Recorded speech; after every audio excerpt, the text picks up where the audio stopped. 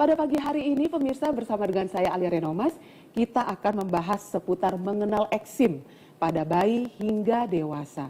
Sudah hadir bersama dengan Alia pada pagi hari ini ada Dr. Faradina Salamah, beliau dari PLK UNER. Dan saya akan menyapa dulu Dr. Faradina pada pagi hari ini. Kita sama-sama belajar ya pemirsa tentang eksim itu. Selamat pagi Dr. Faradina. Eksim itu apa dok gitu.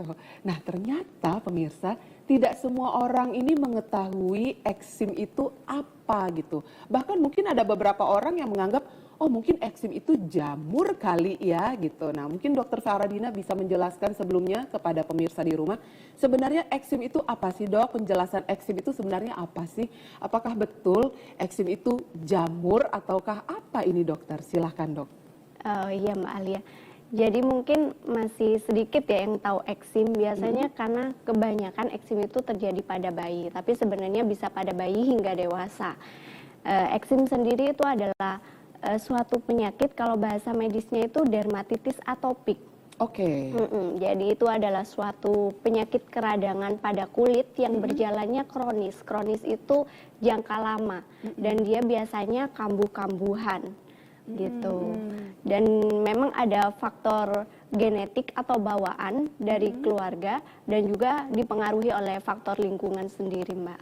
Gitu. Oh oke. Jadi ternyata ini dia kambuh-kambuhan ya dok ya? Iya. Untuk eksim gini. Iya. Dan ada juga faktor genetik di sini. Iya benar Mbak. Faktor genetik di sini adalah maksudnya kalau nih seandainya mungkin orang tua, ibunya punya eksim, apakah itu akan turun ke anaknya semuanya?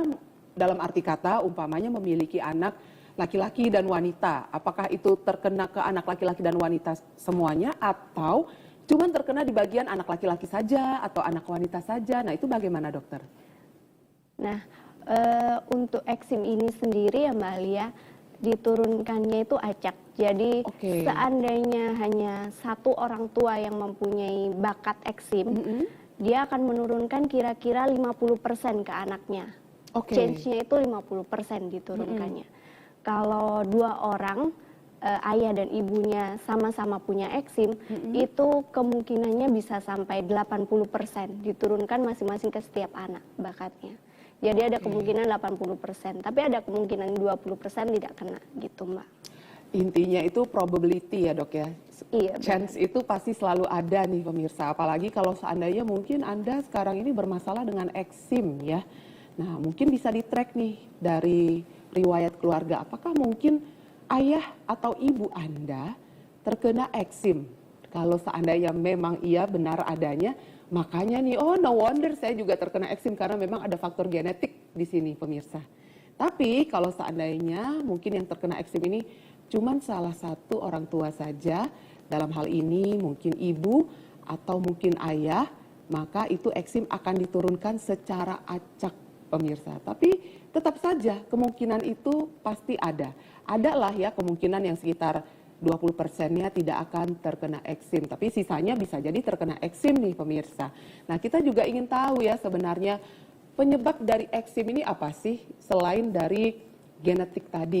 Apakah mungkin faktor cuaca mempengaruhi juga yang tadinya tidak ada eksim tiba-tiba muncul nih ruam-ruam merah pada kulit? Nah ini apa dok penyebab dari eksim itu dok? Sebenarnya eksim ini kan kalau dari faktor penyebabnya sendiri itu kan dari faktor genetik atau bawaan yang mengganggu dari proses imun di kulit sehingga terjadi gangguan di sawar kulitnya. Akhirnya sawar kulitnya itu jadi sensitif. Jadi jika ada faktor lingkungan yang mempengaruhi seperti ada alergen itu zat yang menyebabkan alergi. Nah itu akan mudah terjadi alergi di kulitnya, jadi merah-merah gitu Mbak. Terus mungkin ada karena perubahan cuaca yang ekstrim, itu juga bisa. Akhirnya pada orang yang bakat eksim itu muncul merah-merah cepat daripada orang yang lain yang tidak punya bakat eksim. Lalu selain itu juga bahan-bahan iritan mungkin seperti sabun dengan pH yang tinggi atau desinfektan yang kita kan sering ya sekarang lagi sering cuci tangan ya karena masa pandemi kemarin ya, itu juga bisa mencetuskan terjadinya eksim ini. Selain itu juga karena alergi hirup itu juga mungkin debu-debu di ruangan yang lagi banyak debu, orang biasa nggak muncul itu merah-merah, tapi kalau orang yang punya bakat eksim dia gampang munculnya gitu Mbak. Tanya dok, kalau untuk gejala eksim itu sebenarnya apa? Gini Mbak Alia, kalau untuk gejalanya sendiri itu biasanya dipengaruhi oleh usianya juga. Jadi dari bayi sampai dewasa itu Beda-beda? beda-beda. Oke. Gejala sama lokasinya itu beda-beda. Oke, kita ngomong yang bayi dulu deh gitu. Pertama kita ngomong bayi ya Mbak. Kalau bayi biasanya munculnya itu ruam merah. Ruam merah kadang bisa sampai ada bintil-bintil yang isinya air. Oke. Terus sampai keluar air, kadang berair sedikit. Nah itu kalau pada bayi, dan lokasinya kalau pada bayi itu ada di pipi, ada di dahi, kulit kepala, sama leher biasanya, lebih ke daerah situ. Itu kalau bayi biasanya kira-kira usia 2 bulan sampai 2 tahun. Itu seperti itu gejalanya. 2 bulan sampai 2 tahun ya dok Iya, ya? 2 bulan sampai 2 tahun. Kemudian untuk usia lebih dari 2 tahun sampai pubertas, remaja gitu Mbak, itu biasanya udah mulai menyebar ke bawah, lebih ke lipatan-lipatan badan. Misalnya di siku, lipatan siku, di lipatan lutut gitu. Wajah biasanya udah mulai berkurang pada usia yang lebih atas. Dan biasanya ruamnya itu udah mulai agak kering. Tadi kan kalau pada bayi biasanya agak basah Ruamnya ya, basah. ruamnya basah. Kalau pada anak remaja itu lumayan kering, jadi dia udah mulai mengering, tapi tetap ruam-ruam kemerahan. Lebih menonjolnya sih pada lipatan, lipatan-lipatan tubuh, leher itu masih bisa. Terus setelah beranjak dewasa, setelah pubertas itu beda lagi lokasinya, dia akan lebih menyebar lagi dari pada remaja tadi Mbak. Jadi dia bisa sampai ke tangan, dia sampai pergelangan kaki, dan untuk ruam kemerahannya itu udah mulai menebal, agak menebal. Jadi muncul Ini kalau kayak ada seandainya- sisik juga. Ini bersisik juga. Ini kalau seandainya di usia yang sudah melewati remaja ya dok ya? Iya. Jadi kalau seandainya di usia remaja itu berarti batas usianya dari mulai usia berapa sampai berapa nih dok kira-kira? Kalau yang remaja itu mulai 2 tahun ke atas sampai usia setelah pubertas, Mak. Setelah pubertas. Iya, Oke. mungkin sekitar 13 tahun 13 ke atas. tahun. Gitu. Setelah di usia 13 tahun ke atas mulai berbeda lagi ya dok ya untuk Iya. gejala eksimnya ini. Iya, benar, Mbak. Tapi tetap merah-merah. Tetap merah-merah, tapi lebih kering, dan dia agak mungkin muncul kayak Mbak pernah ada ruam yang agak menebal gitu Mbak, kulitnya, terus ada sisik-sisiknya sedikit. Nah itu biasanya pada dewasa munculnya seperti itu Mbak. Dok, kalau seandainya seperti itu, bagaimana dong untuk istilahnya ini penanganannya? Apakah mungkin dibiarkan saja akan hilang atau bagaimana nih dok? Nah kalau eksim ini sendiri kan kebanyakan munculnya pada bayi ya, itu sampai 80% itu muncul di 2 tahun pertama biasanya. Nah itu yang paling penting sih gunakan pelembab. Pelembab ya, kalau pada bayi Iya. seperti itu ya dok ya? Iya, Karena kan gunakan kalau pelembab. seandainya bayi ini terkadang kita nggak pernah bisa tahu ya, mereka ini kalau seandainya merasa tidak nyaman, biasanya nangis aja gitu terus. Kalau orang dewasa ini kan masih bisa ngomong ya dok ya. Mungkin ada perasaan yang tidak nyaman pada kulit, ini rasanya kok nggak enak gitu. Tapi kalau pada bayi, apalagi kalau ada bintik-bintik yang ada airnya kan mungkin cenderung agak lebih gatal nggak sih dok? Iya benar. Memang gejala utama dari eksim ini pasti gatal. Pasti gatal ya dok ya? Apalagi pada bayi ya yang nggak bisa ngomong tadi itu. Jadi mungkin akan digosok-gosok. Kalau pada mungkin orang-orang kenalnya itu kalau pada bayi itu ruam popok, ruam ASI atau susu. Biasanya orang-orang itu bilangnya ini pipinya merah karena kena susu atau ASI yang nggak segera dibersihkan. Benar banget loh dokter, ini benar. Tapi Padahal itu eksim, dermatitis atopik tadi bukan karena susunya, memang bawaan. Emang bawaan ya. Iya. Dan bagaimana itu penanganannya dok? Jika memang itu terjadi pada anak-anak bayi deh. Iya, kalau pada anak-anak bayi ya, yang pertama pasti gunakan pelembab sesering mungkin, Mbak. Oke. Jadi setelah mandinya itu juga harus dijaga jangan terlalu panas suhu airnya. Mungkin maksimal suhunya hangat-hangat kuku aja. Jadi suhu hangat-hangat kuku, mandi juga jangan terlalu lama. Dan pakai sabun yang pH-nya netral dan mengandung pelembab ya.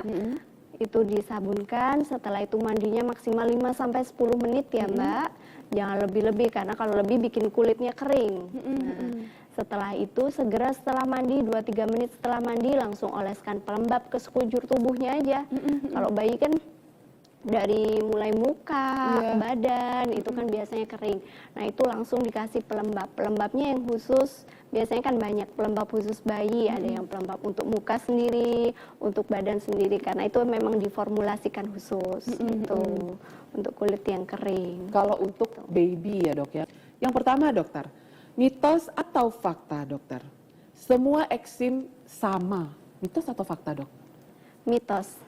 Karena eksim ada eksim numular yang tadi, ada eksim yang kebanyakan eksim atopi ini, ada macam-macam penyebabnya. Nah, itu yang harus dicari. Biasanya ke dokter ya. Jadi tidak semua eksim sama ya. Iya. Sama halnya tidak semua laki-laki sama, pemirsa. Selanjutnya ya, Dok. Mitos atau fakta, dokter? Eksim menular. Mitos yang tadi kan udah ya, karena eksim itu bukan penyakit infeksi yang ditularkan, jadi ya tidak menular. Tidak menular. Eksim tidak menular. Tolong ya diingat, pemirsa. Selanjutnya, Dok. Mitos atau fakta, dokter? Eksim disebabkan oleh stres. Fakta. Fakta. Iya, memang salah satu pencetus dari eksim ini adalah stres. Jadi semakin kita stres, semakin muncul tuh eksimnya. Makanya siapa yang suka bikin stres, jauh-jauh deh. Jangan deket-deket sama yang seneng bikin stres ya, Dok ya. Bad vibes dijauhin, karena itu bisa menjadi salah satu pencetus ya, Dok ya. Iya, benar. Oke. Selanjutnya, dokter, mitos atau fakta, dokter? Jika terserang eksim, kulit akan tampak kusam terus-menerus. Fakta sih sebenarnya. Jadi kalau kena eksim itu kan kulitnya cenderung kering. Kering itu kan jadinya terlihat kusam ya, Mbak ya. Makanya butuh pakai pelembab tadi itu. Biar lembab terus, jadi glowing ya. Jadi glowing back kulitnya ya kan. Yang terakhir ya, Dok, mitos atau fakta, dokter? Perawatan eksim harus selalu menggunakan obat. Mitos sih. Jadi nggak harus obat kan, Mbak ya tadi. Pertama dicari pencetusnya, kemudian coba perawatan kulit dulu di rumah, bisa dicoba itu. Nanti kalau baru setelah semua dilakukan masih tetap belum membaik, itu perlu obat yang harus ke dokter. Oke, Dok, pertanyaan terakhir dari saya ya, Dok. Eksim ini sebenarnya bisa nggak sih dicegah di luar dari faktor genetik tadi ya, Dok ya? Kalau faktor genetik ya sudahlah, kita tidak bisa apa-apa ya, pemirsa, karena memang itu sudah ibarat dari bunda mengandung ya, Dok ya. Jadi itu sudah genetik, nggak bisa kita salahkan. Tapi di luar dari itu, apakah eksim ini bisa kita cegah, Dok? Kalau untuk mencegah karena itu bawaan ya, Mbak, susah ya, Mbak ya. Nggak bisa ya, Dok? Nggak bisa, jadi bisanya untuk dicegah biar tidak kambuh. Nah, itu yang bisa dilakukan. Dicegah supaya tidak kambuh. Dok, apa nih istilahnya senjata yang harus dimiliki oleh pejuang eksim nih? Apa saja nih, Dok?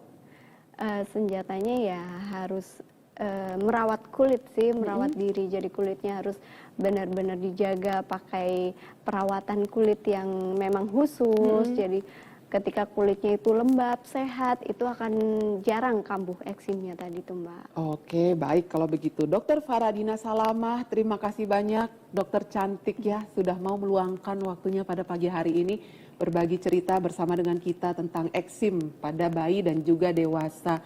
Dokter, saya yakin pemirsa di rumah nih kalau seandainya pengen berkonsultasi, pengennya datang ke dokter yang kalem begini ya. Jadi kalau seandainya kita tanya ada keluhan apapun, dijelasinnya pelan-pelan sampai kita ngerti gitu ya. Dok, prakteknya di mana?